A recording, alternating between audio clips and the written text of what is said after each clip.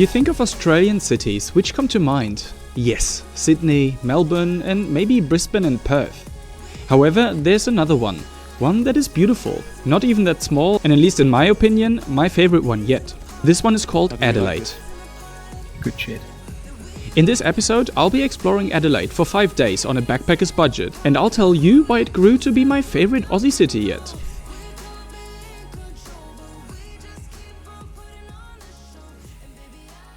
Welcome back to another video. On my big ass road trip from Broome all the way to Melbourne, I'm now in Adelaide. And I got here yesterday, and the first thing that people ask me in the hostel is, what are you doing in Adelaide?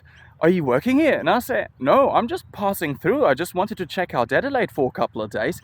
And they looked rather confused because it feels like that among all the cool places and cities that you can see in Australia, like Sydney, like Melbourne, like Brisbane, the Gold Coast, all these things, Adelaide is a bit of an underdog. I think that's actually a false perception. I've got 4 days now to prove that. So let's not lose time and start exploring Adelaide. While trying to find free parking for my car, I started exploring the outskirts of the Adelaide city centre and found plenty of quaint little streets, littered with somewhat Victorian-style houses, cute yards and inviting-looking cafes. If you rather feel like taking the bus though, no problem. Public transport is good and easy, and also the cheapest one I've come across in the major Aussie cities that I visited. Once the car was parked, first activity was the Botanic Garden. Opened in 1857, the Botanic Gardens are 51 hectares of pure tranquility. As there had been a glass art exhibition on by famous American glassblowing artist Dale Chihuly, I reckon the gardens were a lot busier than usual.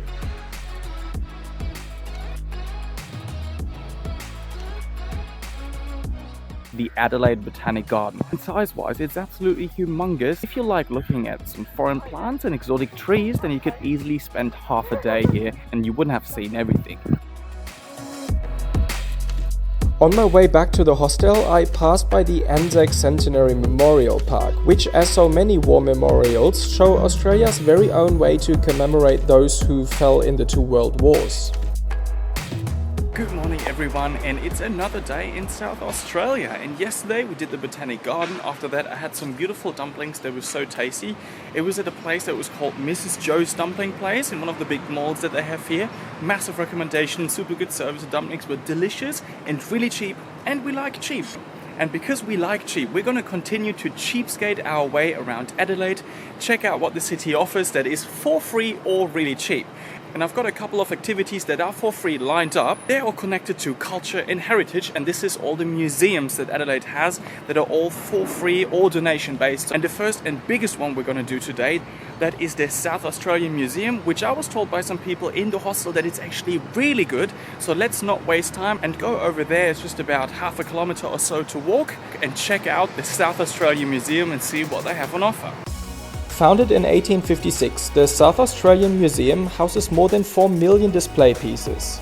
However, before I even got to those, I had to check out their special exhibition about award-winning Australian nature photographs, which had some amazing pictures on display. After that, it was time to give the Polynesian section as well as the exhibition of the Australian indigenous cultures a look, before heading over to the Antarctic exhibition.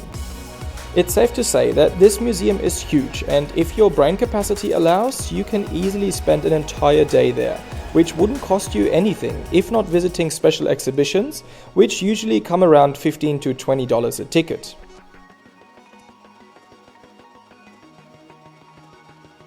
After the museum, I felt the need to go back to Mrs. Joe's to try out some more dumplings, before meeting up with Zach, who I met in my hostel, to check out the art gallery. Him having travelled a lot too, we shared some travel stories on the way. The most cockroaches I've actually seen in Australia. Yeah, in like Australian hostel kitchens, or like the hostel I got to in Sydney, which is like in the centre of Sydney. I got into my room, there's like 2 big ass cockroaches like kind of flying away from me, just like crawling under the bed, and it's like, oh Jesus.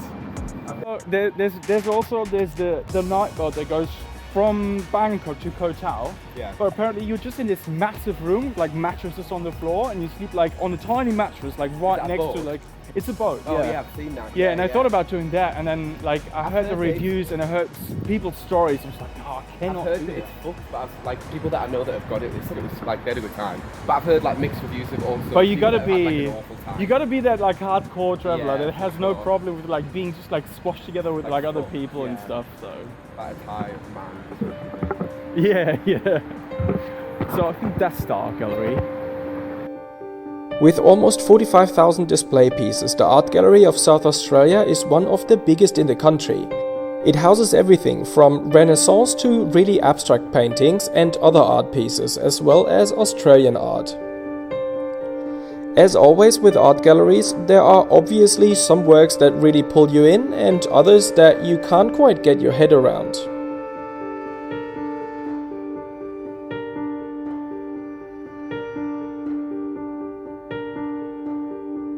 The Renaissance stuff wasn't that interesting, but I like the installations were cool.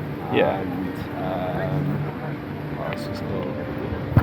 Yeah, I like the thicker, more abstract oil paintings. It was good. The horse was weird. The horse was. Just couldn't figure out, and like all the other people around it, they all had the same expression in their face. It was Yeah, like, like, what what the is fuck? this? Yeah, it's also good. It's also kind of that's art. It was good, and it wasn't too big that when you get like museum fatigue and you're like, Yeah. I can't be asked to do anything. It was like Yeah. a good amount of stuff. Yeah, it wasn't too bad. And since it's for free, it's like worth a shot, No, definitely. sure. Leaving the museum behind, Zach and I took a bus and then an Uber, as the bus had a collision with another car, to go to Henley Beach to meet up with Oscar, How's it going? another guy from yeah. our hostel. Nice to see you there. Whilst Henley Beach on a sunny day is supposed to be absolutely stunning, it was pretty windy and overcast that day, so we didn't actually stay long and I decided to fill my day with something else. So the next activity on the list of things that are free of charge to do in Adelaide is visiting the Himeji Japanese Garden, which is this tiny little garden right behind me. Took me a little while to find the entrance. Now I finally found it, but I haven't gone inside yet. We'll do that in due course. And it's somewhat surrounded by busy streets, but on the reviews it said it's this super quiet, peaceful little place, like a little island of silence and contemplation that you can visit. And that got me really interested. I want to see if it's really that quiet. And since it's free of charge, there's no risk involved. So let's just go in and see what the Adelaide Himeji Garden is like. The Himeji Garden in fact felt like a little peaceful island, and I was surprised how even though being surrounded by really busy streets, you couldn't hear anything from the outside whilst being in the garden.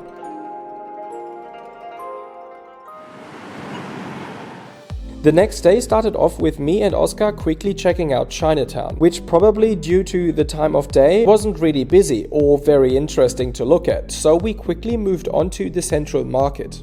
With around 80 vendors, the Adelaide Central Market isn't as big as other markets in Australian cities, but yet definitely worth a look.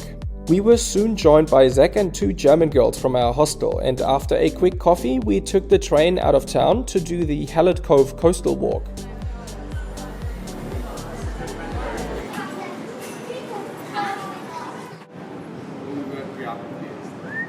Cheapest one that we can get is the regular day ticket because you have to be Adelaide student to get the.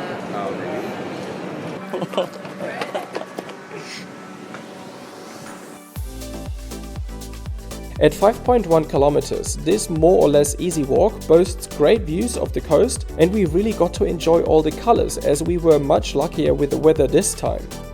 As a little plus, we got to see plenty of dolphins along the way, though I don't know if we were just really lucky or if they're always hanging around there.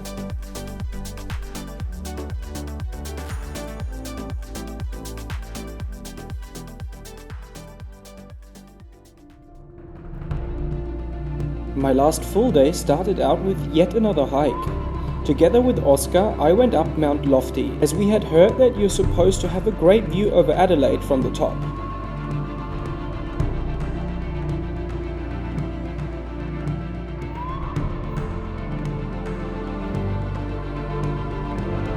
How do we like this? Good shit. Good shit.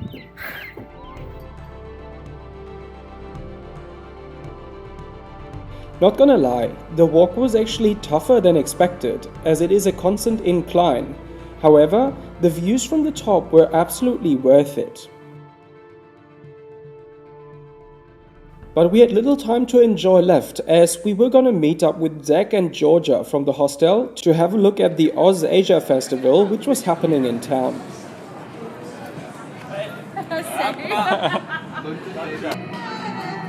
Oh, it's karaoke. Is it just karaoke? All of this.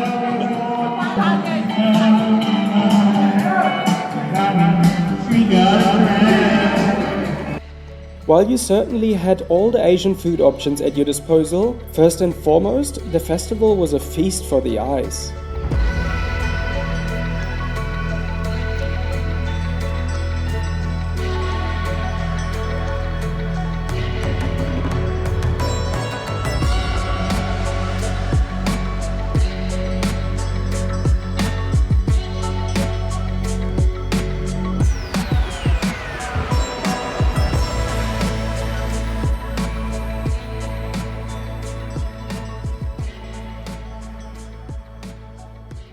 Right, back in Adelaide, and actually on my very last day. I leave Adelaide today after a couple of days for good, but before I leave there is one last culture/history thing that we got to do that is free of charge, of course, and that is the Migration Museum, which is really interesting because, as we all know, Australia from a European perspective is a really young country and it's the biggest possible melting pot. It's just like the US, it's just made up of so many different cultures, languages, countries, traditions, that Australia's whole immigration story is just really interesting. And there is a free museum here for that, and I'm about to walk there and check it out. So let's go to the Adelaide Immigration Museum.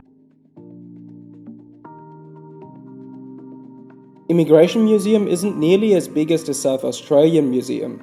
However, it still gives you incredible insights into Australian migration history, packed in art, facts and figures, and moving stories of individuals. So definitely don't miss out and give this little museum a look.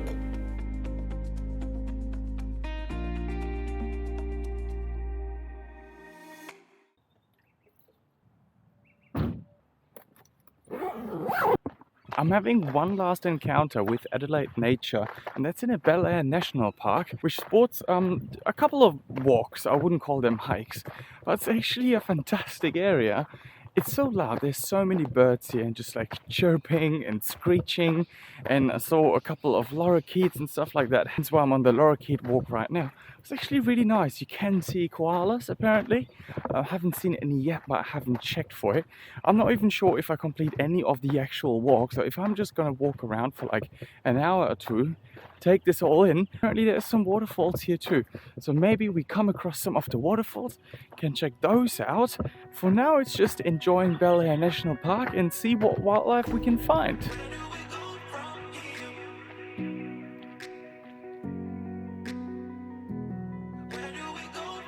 It's a bit odd that there's absolutely no one here, but I haven't met a single person pretty much since I left the car park. I met one or two around the car park, but no one else. Oh, we found a skink. It's not really a skink, they call it different here. It's kind of lizard. But there's loads of them in South Australia. Look at the colour. Hey boy. And they have these really short tails that kind of look like it's their head. It's probably a defense mechanism as well. So predators would probably go for the tail as well because they think it's the head or so. Yeah, these are interesting animals. They call them like slow-moving lizards or something here, because they're really just not fast, and also that gets them killed quite a lot. I've probably seen a couple of hundred of them dead by the side of the road. But let's go and leave him alone.